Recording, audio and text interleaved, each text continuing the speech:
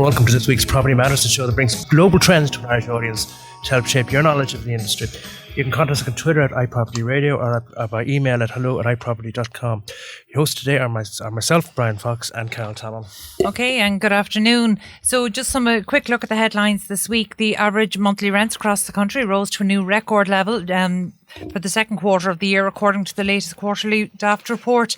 The cost of rental is now, on average, $1,391 per month nationwide and in excess of $2,000 per month in Dublin. Also, the TV licence fee actually may be linked to local property tax to ensure payment, according to the Irish Times this week. Earlier this week, last week, the news broke of the world's first negative rate mortgage and issued by a Danish bank. But we've been told that borrowers and investors in Ireland have been told not to expect Irish banks to follow this.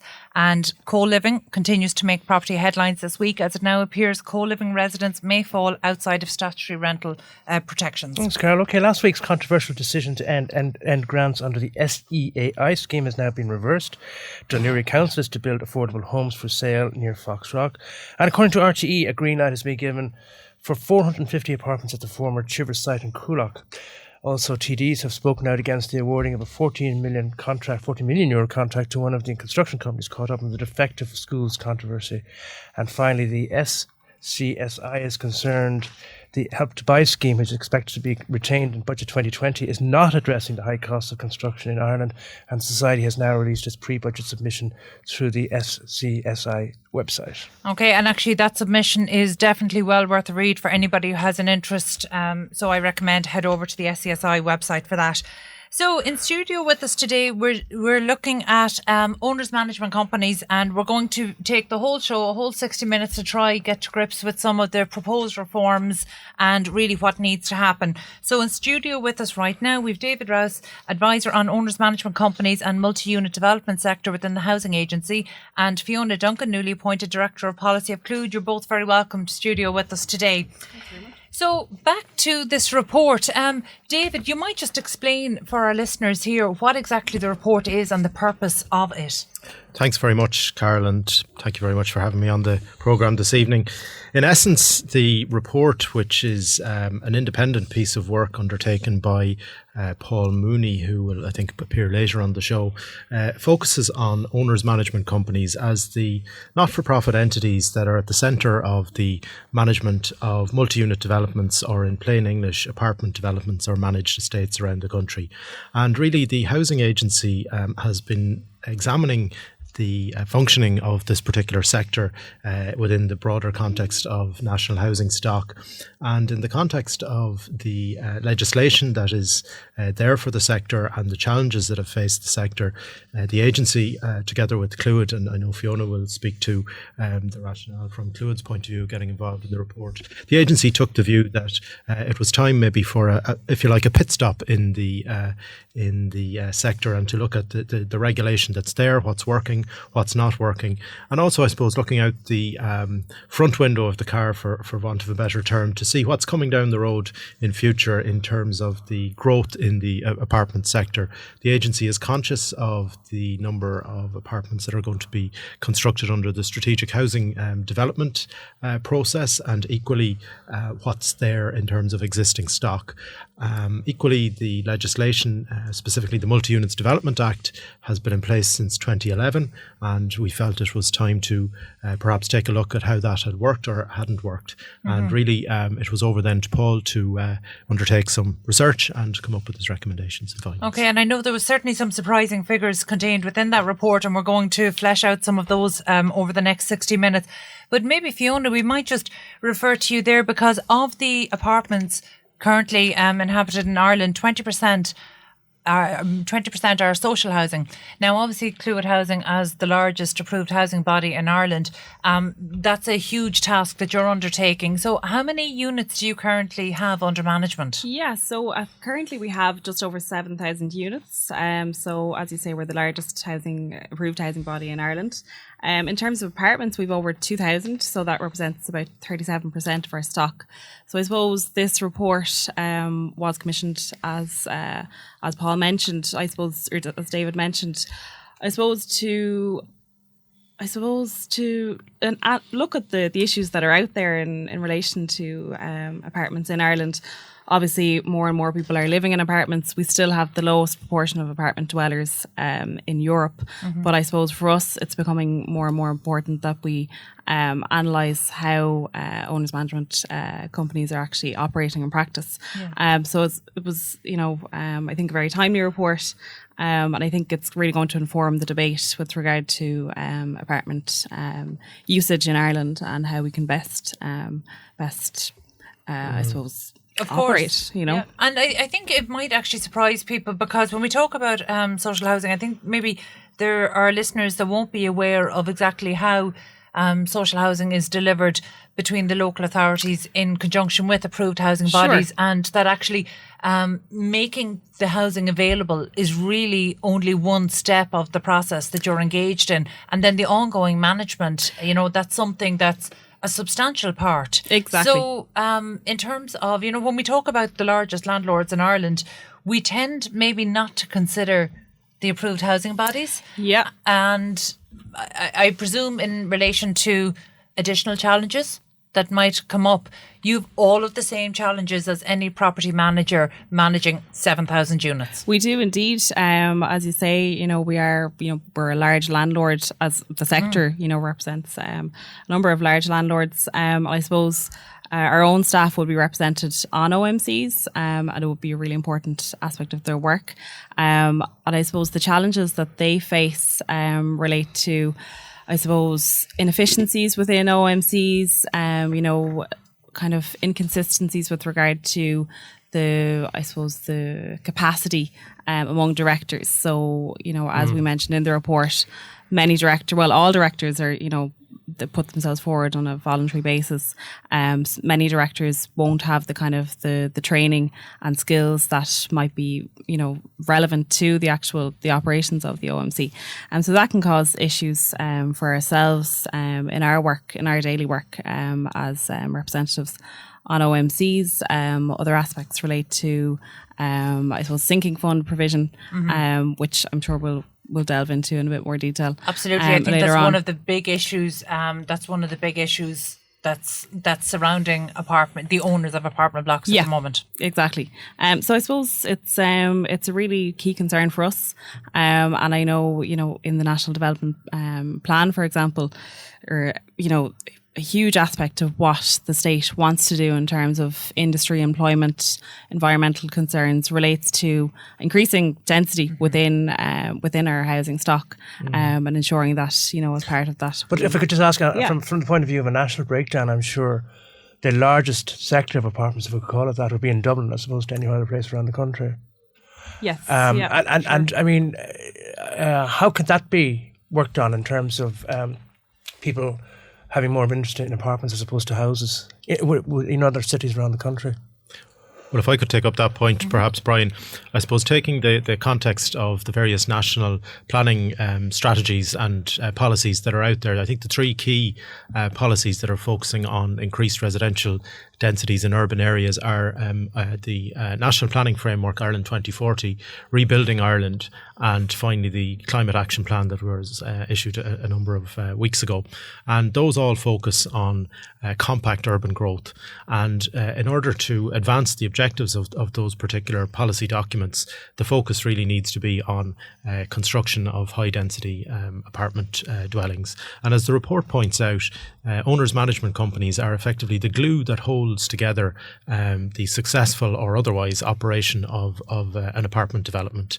And an owners management company is, I suppose, a kind of a hybrid entity, really. It's a cross between a sort of a not-for-profit and an asset management entity. And all are volunteers. All are volunteers. And this is the key point, that the stewardship of effectively billions of euro worth of property assets is left in the hands of volunteer directors. Now, we have to consider, I suppose, technical terms here, and I'm anxious to de-jargonize, if that's not a jargonistic term in of itself, but to remove some of the jargon from the approach to the sector. But owners management companies, I suppose, in company law, there's no such thing as a volunteer director. So people who step up to become involved as directors of OMCs, they are taking on duties, statutory duties, as director of any other company. But equally, we have to get the balance right in terms of regulation of the sector, that we're not asking people to become directors of a public limited company here, Smurfit or CRH or whatever else. So there is a certain minimum standard and minimum level of, I suppose, education. We'll probably dip into this later on, that directors of management companies need. But that then speaks to quality asset management, understanding contracts, understanding accounts, understanding tendering, insurance, all the various components that make for a successful apartment developments, and take away this, I think, drag effect that we have on multi-unit developments. And you know, we have managed estates as well, so estates that are not just apartments, they could be duplexes or houses or gated communities, but where that owner's management company, that hybrid entity, is at the centre of it all. If we could just stick to, I just want to get your attitude on the whole idea, you know, speaking of owner management, would you welcome an ombudsman, as has been proposed at the moment by some politicians? Well, I suppose, speaking as a representative of the housing agency, we're there to consider all options that are out there and to advise on policy proposals. And there's a range, I suppose, of different regulatory angles here. Regulation is, you know, being introduced in various other parts of the property sector. For as far back as 2011, we've had the Property Services Regulatory Authority, which is regulating the management agents. We have now the regulation of approved housing bodies through ourselves, through the agency, and that's been hived out by legislation later on in the year. So I suppose there's a spectrum across which we can pick a point where regulation should sit in terms of owners' management companies. From a personal perspective, from my own experience, I think regulation is required, because the position as it stands is not satisfactory. We have volunteer directors who are, many of whom are overwhelmed and floundering in the context of, but not necessarily the necessary expertise for the positions. Absolutely, without a doubt. So in other jurisdictions, and we might touch on this later, it's the norm that volunteer directors receive some level of training and perhaps accreditation. And equally, we see that the RTB is out there providing training and accreditation to landlords in the sector. Would it be fair to say that that's one of the key recommendations within the report? It is. Director training is certainly a key recommendation to improve the standard and improve best practice. Is that likely to be voluntary or mandatory? Well, I think I couldn't express a view. I think that's probably a political question, but certainly there are things that can be done in the context of mirroring the RTB's scheme around what is a voluntary training and accreditation scheme for landlords. Okay. And I think there's a huge cultural shift has to happen as well. And it's so difficult when you're looking at a topic that requires cultural shift, then sometimes legislation just, you know, it's a difficult fix. And I know apartments, and I know obviously we're referring to multi-unit developments as well, but apartments in particular have grown, the use of apartments has grown by 85%, is it, over the past kind of a decade and a half. 2002, yeah. So we have a cultural shift to make. Actually, people in Ireland are not necessarily familiar with living in apartments, and I don't think they understand maybe some of the duties that fall on them, particularly as owners within apartment blocks. Is that one of the things that really there's a communication issue around? You know, do we need to start broadening the conversation of essentially good citizenship, you know, good neighbourliness, you know, what we grew up understanding good neighbourliness? Has that changed in the cities? I think it's, if I could jump in there, I think it's fair to say that when Irish people live in other countries, they appear not to have a particular difficulty living in high density accommodation. And we have to think about why that is and what's working in other countries that's not working here.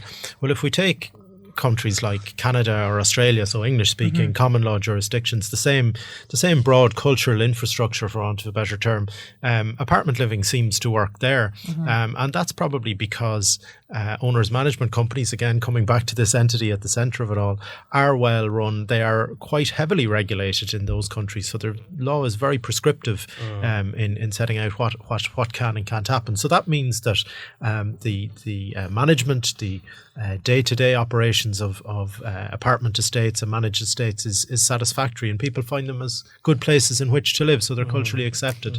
Okay. Yeah. And in terms of owners management companies, when people are buying an apartment, whether it's as an investor or to be an owner-occupier. And they're generally briefed as part of the title documents in relation to the owners' management companies. But Fiona, for Cluid, how do you balance that in terms of the tenants? How involved do the tenants get in the OMC? Yeah, so I suppose one of the recommendations in the report is that tenants would have kind of greater input into OMCs. Not necessarily that they would be represented on OMCs. I'm not sure if that's something that, could really happen. But I suppose as an approved housing body, tenants' views are at the centre of our kind of approach to provision of housing, and that would be the case across our stock. So whether that be apartments or whether that be houses, we ensure that the input of our tenants is taken on board at all times. So I suppose we're probably in a unique position in the sense that we have that link with our tenants, and tenant welfare is a kind of a key concern for us. I suppose as a not-for-profit body, it's something that we're very keen to convey and just to maintain as a core aspect of what we do. So I suppose we would have that kind of the back and forth between tenants. Yeah. We have a contact centre that the tenants can. But will your tenant engagement activities need to change on foot of some of these reforms? Yeah, possibly. Maybe we probably need to do a bit of work around, I suppose, awareness of OMCs among our own tenants. I think that's, we've seen that is the case, I suppose, across the board, and there's no reason why that wouldn't also apply to our own tenants. So I think, there probably is a bit of work to do with regard to. I'm just interested in finding out too from you in terms of participation. Is there a greater participation within resident associations or tenancy associations? What would you think? I suppose generally there will be. We would consider ourselves quite adept at, I suppose, gathering the views of our tenants. There wouldn't be residents' associations in every estate. In every estate, sure, yeah. Yeah, of course. But what I'm trying to get to, I suppose, is there a greater interest in a person that's bought a place as opposed to a person that's rented a place? I suppose it really, I suppose for us, we're providing social housing. It's, the tenancies are pretty much, for life. So people, I see. Yes. Yeah. It is a little bit different, I suppose, to the private rented sector. Sure. In the sense that, people have a real ownership over their property, in the sense that, they're going to raise their families there. They're going to, I suppose, connect with communities in the area. So I suppose there is maybe a bit more engagement. Maybe put it to you, Dave. If I could jump in there with a quick stat to flesh out and give some context, is that 20% of apartments are owner occupied. Of the remaining 80%, 20% is social housing and 60% is private rented. So it tends to be the case that people who are living, owner occupiers, people who are living there who are owners, have possibly a stronger on the ground interest in what's going on, whereas perhaps the private landlord sector is not so engaged. So you often have the situation where perhaps someone bought an apartment as, quote, a starter home, unquote, and became then perhaps an accidental landlord and whatever else. Yeah. And the extent to which they get involved in the owner's management company and the management of the estate can be quite limited, frankly. And so perhaps there are maybe mechanisms to improve that. Okay, that's again the tenancies for life that are offered by approved housing bodies. Actually probably give social tenants more of a vested interest maybe than private tenants who only have a tenancy of maybe 2 years, and that's an issue in terms of tenure that we have in our Irish market. Yeah, and I mean people are renting for longer and longer, and we are going to see improvements hopefully in the rental sector. We have seen a few improvements, over the last number of years. Yeah. But I suppose for now there probably is, a bit, as you say, a bit more of a vested interest among social housing tenants. Yeah, and that has to be a good thing in terms of placemaking. So look, that's definitely something we're going to come back to in the latter part of the show. But for now, before we go to break, that was David Rouse, advisor on owners management companies and multi-unit development sector in the housing agency, and Fiona Duncan, newly appointed director of policy for Cluid. Thank you for coming in to talk to us today. And I know, David, you're going to join us now in the latter part of the show, but stay tuned after the break. We'll be back with Paul Mooney, who's actually the author of this report, to discover more. Thanks very much. 3.9 Dublin South FM. Oh, will you look at them go? I wish I had their energy. They're good for the soul, though, aren't they? I can't imagine life without Lucky. But he might outlive me yet. Oh, well, take my advice and sign up for a Dogs Trust Canine Care card. It's completely free, and it's given me such peace of mind since I did. What's that? Well, it's simple, really. It means if you pass away before Lucky, Dogs Trust will take him in and give him the care and love he needs until they match him with the perfect forever home. That sounds terrific. How much did you say it costs? It doesn't cost a cent. Great. How do I sign up? Just text CARE to 50100 and they'll call you with more information. Or you can go to dogstrust.ie. Well, that's wonderful advice. I'll do that right away. Here, Lucky. Good boy. Whatever loan you're looking for, wedding loans, holiday loans, car or home improvement loans, make sure you talk to your local Capital Credit Union, where there are no hidden charges or early repayment penalties on your loan. Loans subject to approval, terms and conditions apply. Capital Credit Union Limited, regulated by the Central Bank of Ireland. Senior Line is a confidential telephone service for older people. Free phone 1800 80 45 91. We're open every day of the year from 10 a.m. till 10 p.m, including Christmas Day and New Year. So it's free phone 1800 80 45 91. We're there if you need someone to talk to and need someone to listen. We're older people too, so we will understand, and we're very good at listening. Did you get the Senior Line number? It's free phone 1800 80 45 91. Your community radio for South Dublin. This is Dublin South FM. And welcome back to Property Matters here in Dublin South FM with Carol Tallon and myself, Brian Fox. As mentioned before, the break-in studio now is Paul Mooney, Director at Benchmark Property, and Des McCabe, Director at Apartment Owners Network. So Paul and Des, you are both welcome into the studio. We have a mix up here, have we? No, we've David joining us again from the housing agency, and Paul Mooney, who's author of the report. And Paul, you might have been listening in there just when we discussed the purpose of the report. This report was commissioned by Cluid Housing and the housing agency, and you're a professional working on the ground, so you might just tell us really why you started into this research and why it was important at this particular time. Well, I think the main reason for looking at the research was because it's become such an important part of our housing sector and living environment makeup. I think the idea of where it's coming from, the lack of information that's out there about the sort of co-living nature and fractional ownership nature of apartment living is really why I think we needed to sort of bring some more attention to it from a government perspective, particularly in the context of, as David mentioned earlier, the Housing Strategy 2040, where we're looking at sort of increasing the number of apartments in Dublin, for instance, by at least 50% in the next 20 years.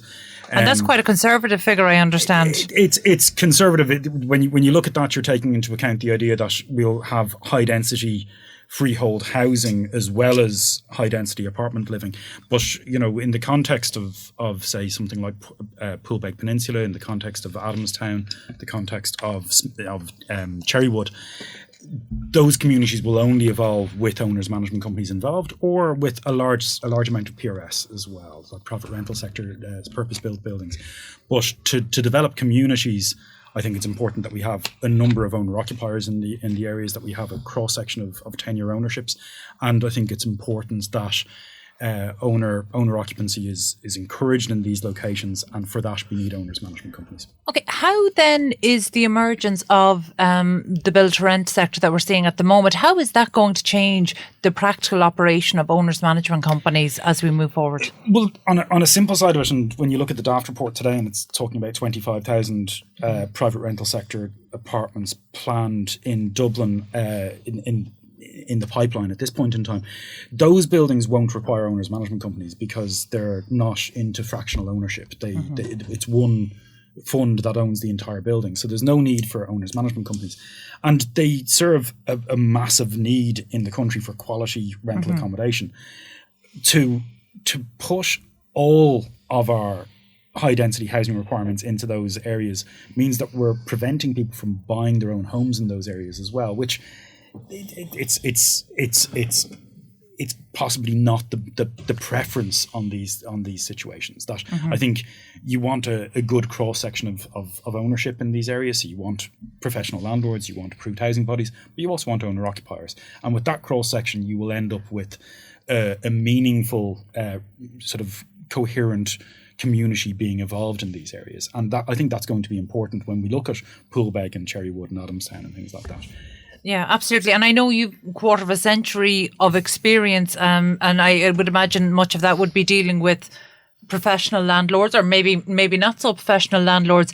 But for apartment and for home owners, and I'm sorry if this is an unfair question to ask, do you think they're equipped? Do you think they're even made aware of what their obligations are at the time of signing contracts? And David, please chime in here as well. I mean, have we made buyers of apartments aware of the ancillary responsibilities that comes along with ownership? Well, certainly to take up that point, no, I think is the short answer. I suppose if you think about a situation where someone has a challenge or a problem with the common areas in their estate, and that's usually where these things manifest themselves, where there's a difficulty with maintenance, or where there's a problem with bin collection, or with whatever difficulty that someone might come across, parking or clamping or whatever else. It's only in those contexts that I think people really begin to understand the structures and the responsibilities and the duties and obligations that come with owning a home in a managed estate.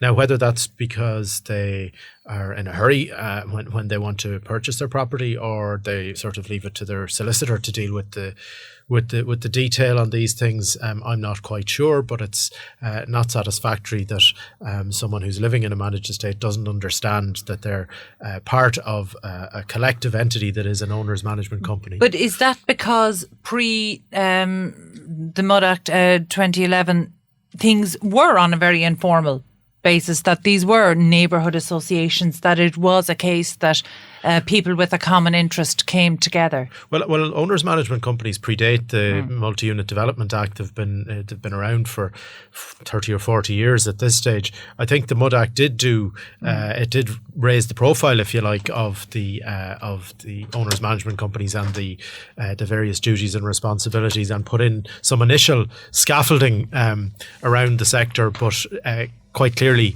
because of the difficulties we've seen in many estates where service charges aren't been collected, sinking funds aren't been set aside, and lots of other problems, and we're not even touching on legacy issues, that is apparent that the current framework and the current regulatory environment isn't working.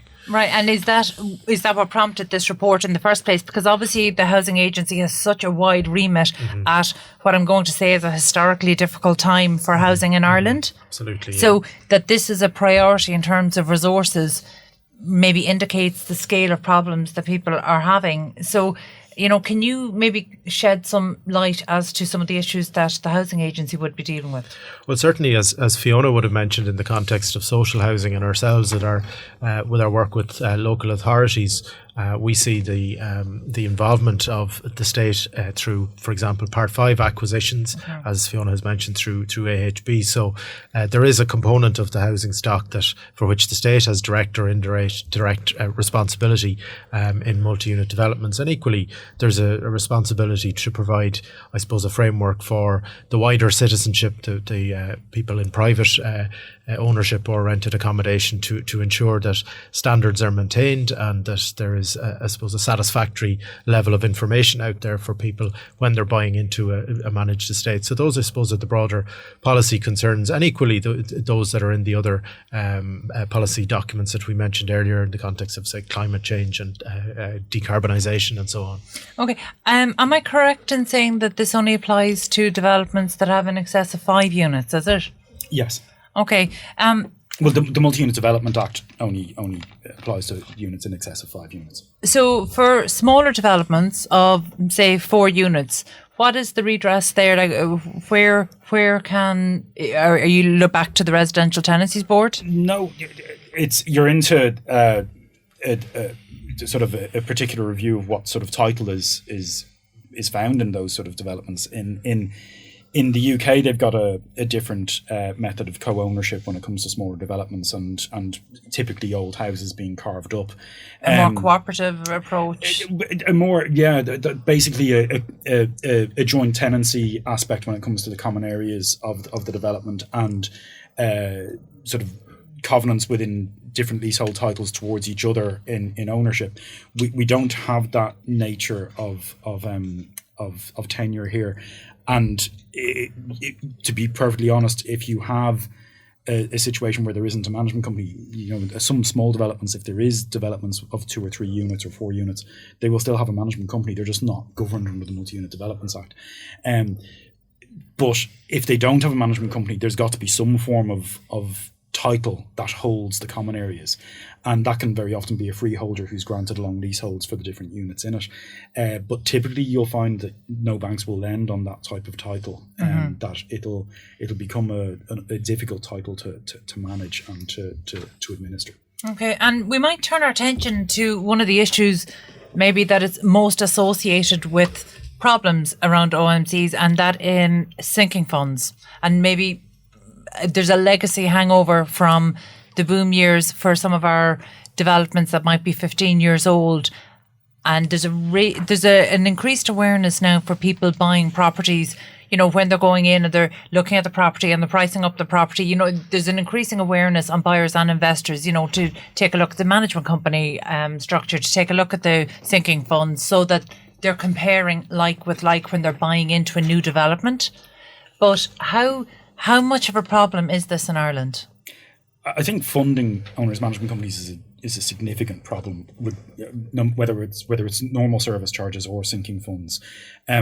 You've got an issue that the enforcement of lease covenants to pay to the management company isn't something that is really greatly understood through the court structures. It's expensive to collect money, and there tends to be a bit of pot luck when it comes to the different judges that you might end up in front of.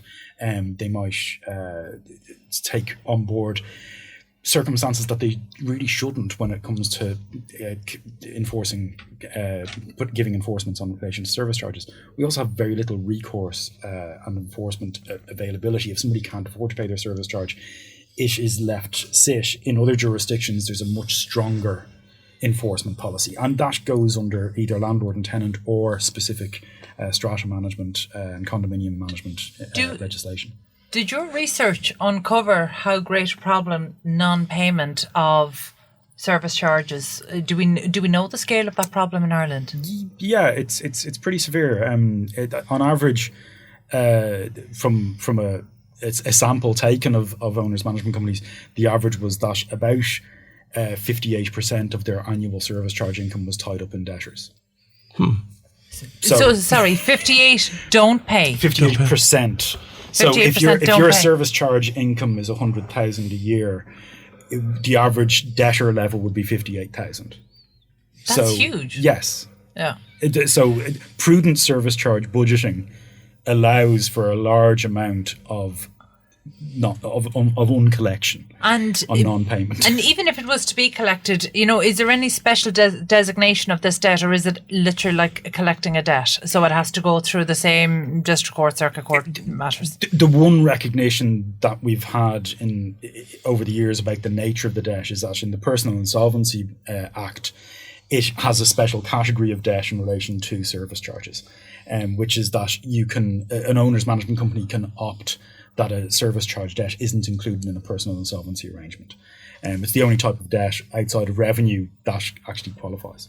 And to touch on maybe the valuation point, if you're to take two apartments, one on either side of a road in two different apartment developments, but broadly the same. And if apartment development one has an owner's management company that's very well funded in terms of its sinking fund, and the directors have been good and they've collected the service charge and they've allocated a proper amount of money for a future long-term non-routine maintenance, and compare it then to apartment number 2 across the road in the second development, where there's nothing in the pot in terms of a sinking fund. The bizarre situation is that the two apartments will be valued the same, but that is not a reflection of the commercial reality and the demands that will be on the owner in 5 or 6 years' time in apartment block 2, where they're going to have to start dipping into their pocket in a significant way to, I suppose, if you like, back fund what has not been provided for to date. So that's something I think that certainly from a consumer protection point of view needs to be put out there, that people, when they're going to buy an apartment in an existing development, they need to do their due diligence and understand how much has been put away for the future, if anything. Yeah. But isn't that the problem, in point of fact, in going into any development nowadays? Because certainly an existing one. If you're buying new, then you're starting at year one, and everyone is on the same footing. But in a situation where you have nothing, but there's built also up over time, seems to be from what I know of people that have gone into developments as well. I won't call them fly-by-nights, but they're there one year and gone the next, and nobody knows quite who is dealing with whom anymore. Is that a problem? Well, the structures are quite clear. The owner's management company should be readily identifiable from a set of accounts or the title documents that someone has access to when they're going to purchase. So they should really be getting their solicitor, well, they're initially the estate agent, and later on their solicitor, to do their due diligence on acquisition and get 3 years accounts for the owner's management company of the estate. See who the directors are. Is there a high turnover of directors, or are the same people there all the time? What are the debtor levels like? And this isn't financial rocket science. This is basic stuff in the sense that you can see whether the debtor levels are going up or down in the balance sheet, and whether there are other particular problems identified in the accounts. But there can be a lot of problems too with the satisfaction of management as well, in terms of how the development is maintained. We have to draw the distinction between the owner's management company and the management agent. The owner's management agency. Well, that's a separate issue, and there are mechanisms there through the Property Services Regulator to address deficiencies or whatever other difficulties there might be with the management agent. But with the owner's management company, there's no one there to say you're setting aside the right amount of money for the future, your service charge is adequate. The directors are effectively on the hook for doing that. There is the CRO and the ODCE, but they're, if you like, filing vessels, and the ODCE is a corporate governance enforcement entity, which is concerned with probably bigger fish to fry than owners' management companies. So. And actually, this is where your recommendations come in as well, because I understand that you've made a recommendation in terms of a designation company, an owners' management company, as opposed to it just being a company limited by guarantee. Well, they're Paul's recommendations, so I let him fly on that. Yes, I think the idea that ideally what you would have is a situation where owners' management companies would report to a regulatory authority set up specifically or with the remit of owners' management companies, and that their reporting would be more widespread than normal company reporting, in the interest of creating a transparent environment for people when they are doing due diligence in a purchase, or for existing owners, that they can look and compare owners' management companies on an apples for apples basis. So they can look at what the sinking fund should be and what it's actually at, but they can look at what insurance is in place and whether it's competitive from the point of view of premium level and excesses and the nature of the cover. And they can look at the idea of debtors and cash levels and things like that, and compare them and see it in a non-jargonistic sort of way. That's easy to understand. Yeah, and there is definitely an awareness. I mean, I can say after a decade of working kind of, particularly during the crash and in the early years of the recovery with buyers, certainly there is now a growing awareness about the need to investigate the manager company. Now, usually that's as simple as asking the question of, is there a manager company in place? Is it still operational? Is there a sinking fund? How much is it? What's the last works have been done? And my understanding is at this point, most owners management companies will be providing up to date the last set of accounts with any conveyance. So I think there's an awareness there. but I'm just not convinced that people understand the significance, and I don't think that people understand that when buying into their apartment block that they are becoming part of an owner's management company and all of the duties that implies. I think an awful lot of it's got down to the idea of people can look at the information that they're given as a pre-contract inquiry as part of the conveyancing process, but they don't have anything to compare it to. So they don't know whether it's good or bad. They just look at the detail that's put in front of them and the data that's put in front of them. And if nothing is terrifying them by what's put in front of them, then everything's fine. Mm-hmm. So you need a sort of comparative environment where you can actually see a good performing OMC versus a bad performing one. And that'll help feed into your decision-making process when you're picking an apartment to buy. Absolutely. And I think the first step in term for consumers is certainly awareness and to get educated on this. So, okay, thank you so much. That was Paul Mooney, Director at Benchmark Property and author of the Owner's Management Company Sustainable Apartment Living for Ireland. Thank you so much, Paul, for joining us, and thank you to David Rouse of the Housing Agency. Thank you. Your community radio for South Dublin. This is Dublin South FM. Could you and your dog spend 1 hour per week bringing special moments to people in care centres? Or would you like one of our volunteer visiting teams to come and visit your care centre? At Irish Therapy Dogs, we have a dedicated interest in the use of pet therapy for people in long-term or daily residential care. A professional organisation aimed at providing a pet therapy service on a national basis. If you with your dog would like to get involved, or if you would like one of our visiting teams to visit your care centre, then please call us on 01 544 6198 or visit irishtherapydogs.ie for more information. Do you need a professional-looking website or graphics for your company? Does your current website work on all modern devices, such as tablets and smartphones? If not, you are losing business. Preamp Digital Media provides a full range of solutions to give your company the edge in today's digital world. Please visit www.preampdigitalmedia.com for all the information you need. That's www.preampdigitalmedia.com. I've always provided. That's what I do. Even when the job shut down, I somehow managed. But the pressure chips away at your confidence. I felt alone. I needed to talk things out. I learned Samaritans isn't just for when you hit rock bottom. I'm glad I called. It's always worth getting problems big and not so big off your chest. Call Samaritans. No pressure, no judgment. We're here for you. Anytime, talk to us. Free call 116 123 or go to samaritans.ie. Broadcasting to South Dublin on 93.9. This is Dublin South FM. And you're very welcome back to Property Matters here in Dublin South FM. Carol Tana and myself, Brian Fox. So as I mentioned before the break, with us now in the studio is Paul Mooney, Director of Benchmark Property, and Des McCabe, Director at the Apartments Owners Network. So Paul and Des, you're both very welcome into the studio.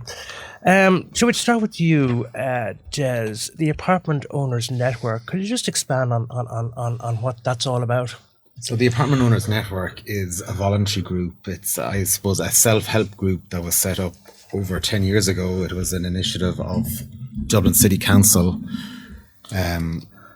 who, because they got so many complaints in to do with the apartment sector during the boom years, that they decided to hold a public meeting. In terms of the quality of the apartments? Well, around the management companies. Oh, the management companies themselves. Okay. Yeah. So they held a public meeting, and out of that, the Apartment Owners Network grew. So we're very grateful for Dublin City Council for the initiative they showed back then to get the network off the ground. So from then, volunteer directors like myself have contributed to it, and we have regular meetings every 2 months to discuss various topics, hot topics that would affect management companies, fire safety being, I suppose, number one at this area as well. Yeah, the number one at the moment. You have the likes of the very publicised developments, but from that, more and more people are getting fire safety reports done on their own block, and there's now a huge amount of blocks with fire safety issues within Dublin and over the country that are coming to light. Are these being identified as the owner management company actually goes and researches it, or actually gets a survey carried out on the property? Yeah, so the directors normally would look to get an independent survey done on the property. Yeah. And from that, then I suppose the has recommendation. That become a problem though, Des? Because we can only speak for this area at the moment, but I mean, a lot of people here have problems now where they can't go back because the builders are gone. They're literally and I mean, it's causing a really bad reputation now for apartment complexes. That is one of the issues. Obviously, since the crash, a lot of developers have gone out of business, so you have no redress really back.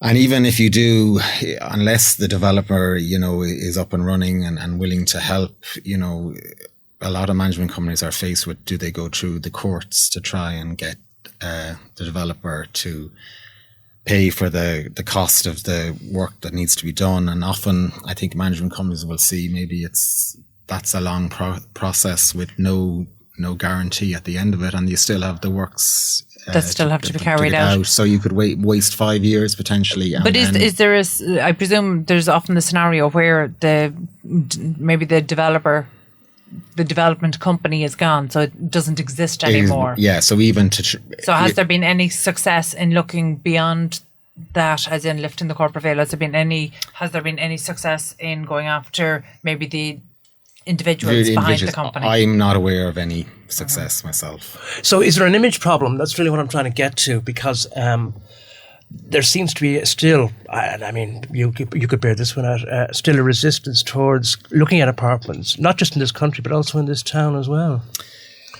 Yeah, well, apartments, I suppose in Ireland, you touched on it before, we still have the cultural issue that apartments are second rate. I think people see them as, and they're starter homes, and people still aspire to live in a house. But that's not sustainable in the long term. But to be fair, Des, it's not just a perception or something like that.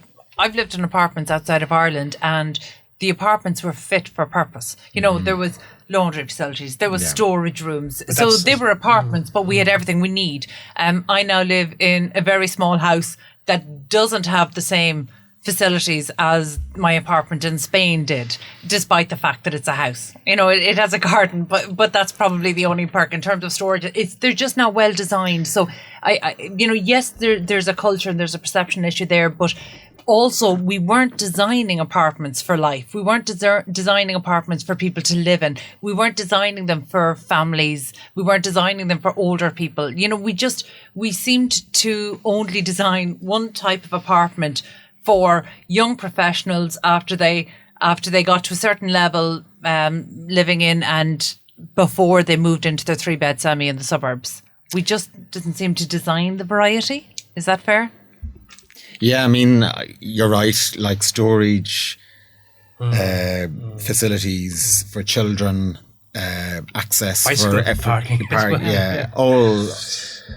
All the amenities for modern living now for families and that weren't designed into a lot of developments. They are coming in now, but for the majority of developments, they're not designed for at that level. Yeah. So I remember about a decade ago there was great proposals. What were we going to do with all of these empty apartments? That was back when we couldn't sell apartments, we couldn't occupy them, we couldn't do anything with them.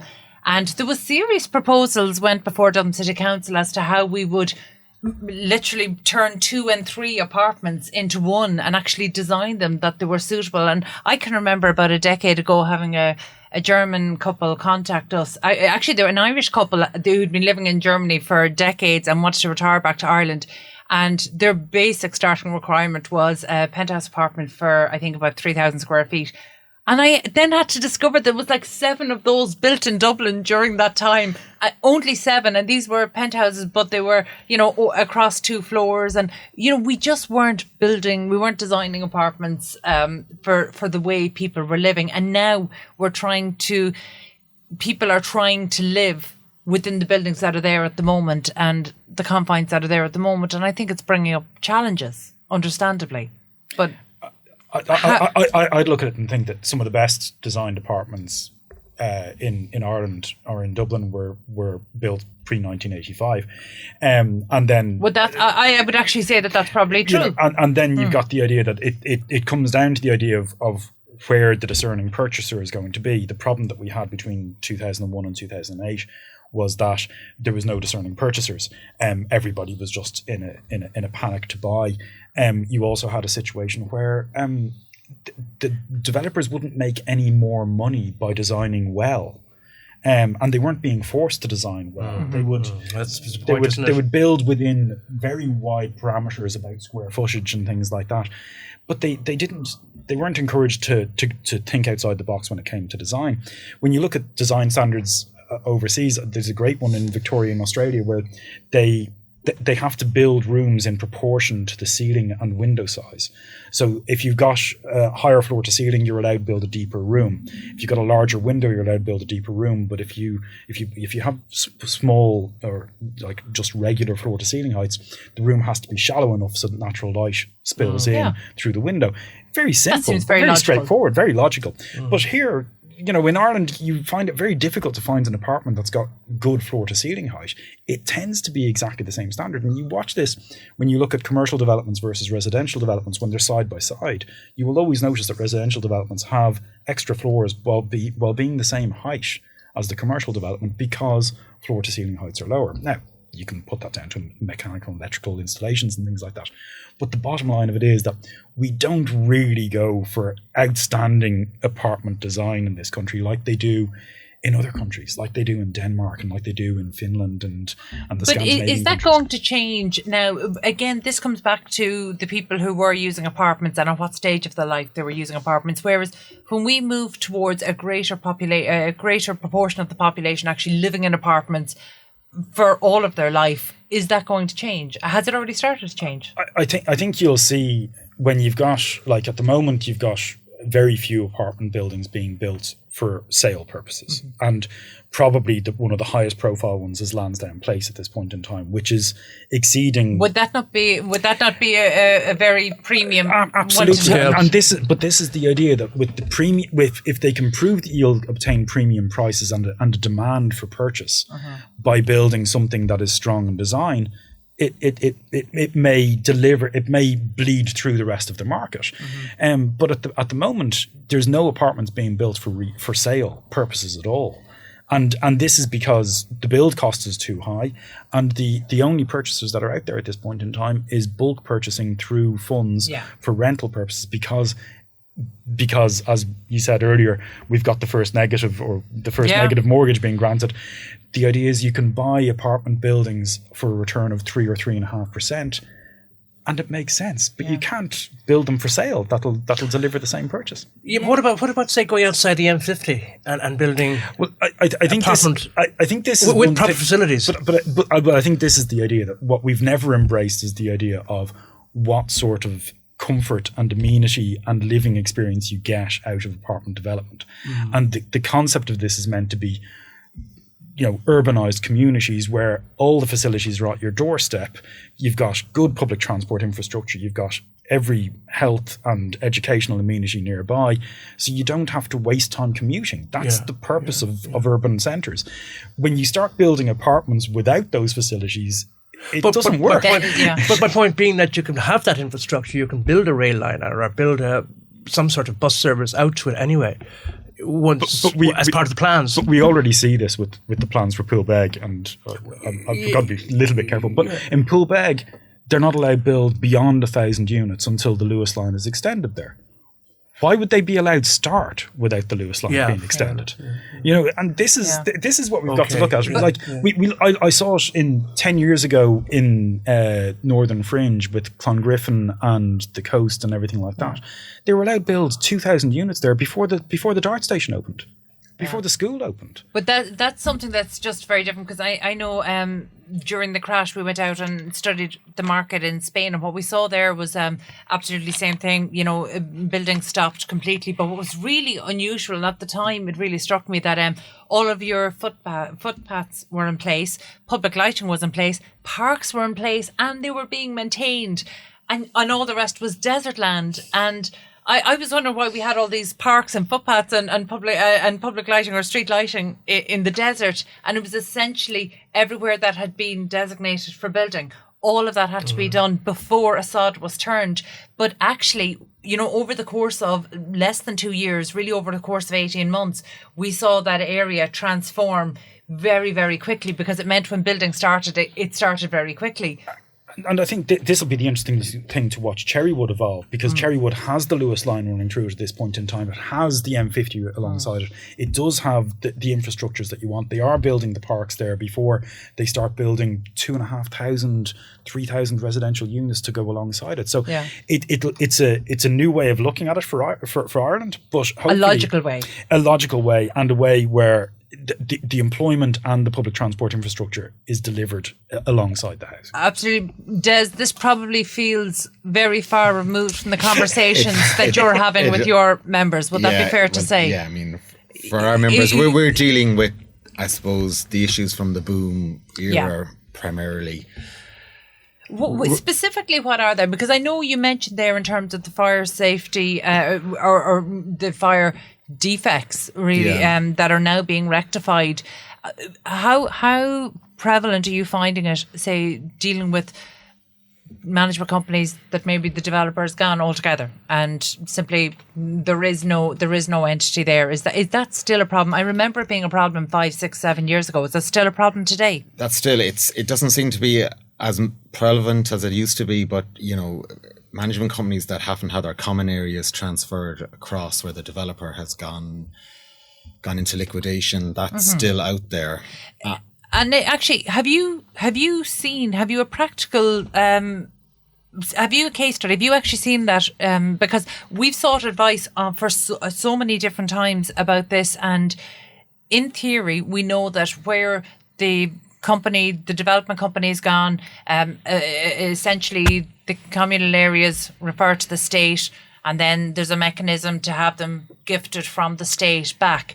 Have you seen that in practice? I haven't seen that in practice, but that's my understanding. That's urban legend, I'm thinking. That's the theory behind it. Yeah, it's actually an easier process to reinstate the development company under the Trustees Act, and then have the conveyance carried out in the High Court than it is to get the state to gift it, because the state gifting it involves the Chief State Solicitor's Office and the Attorney General's Office, and it's a nightmare. So, but again, that's one of the mechanisms where, for nearly a decade, that's the advice that was given, and that was the advice everybody was pushing around, and yet nobody seemed to have run a successful case at this. And so that's why I think it's really interesting to get down to the practical stuff and say, yes, in theory you can do that, but practically what can you do if you're in this position? Yeah, I mean, as Paul suggested, I mean, the big issue is the cost for management companies. Do they have the funds to pursue it? That seems incredibly wrong, that people are allowed to buy into situations like this. Maybe not fully understanding it. The state does have a role to step in here, because essentially the state officially owns those communal areas. It shouldn't be expensive. Yes, it's a default situation where when a company is struck off and dissolved, its property becomes the property of the state, of the Minister for Finance. So it's a default situation.